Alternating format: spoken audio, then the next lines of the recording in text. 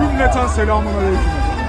Osmanoğlu Yardımlaşma Derneği olarak bugün İstanbul'da ülkemizde hain İsrail'in, terörist İsrail'in yapmış olduğu bu haince katliamları protesto etmek için halkımızla yan yana, yürek yüreğe yürüyoruz.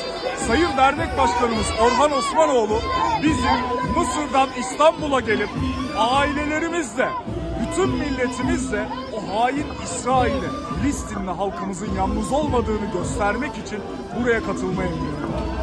Burada milyonlar tek yürek Filistinli, Gazze'li ailelerimizin yanında ve yanında olmaya devam edecek. Bizler, bütün çalışanlarımız şehit düşmüş olsa da ki Kadir Gecesi'nde Gazze'nin içerisindeki ekibimiz çalışmaya devam ederken bir şehit vermişti. Biz her zaman çalışmaya devam ediyoruz. Dua ile.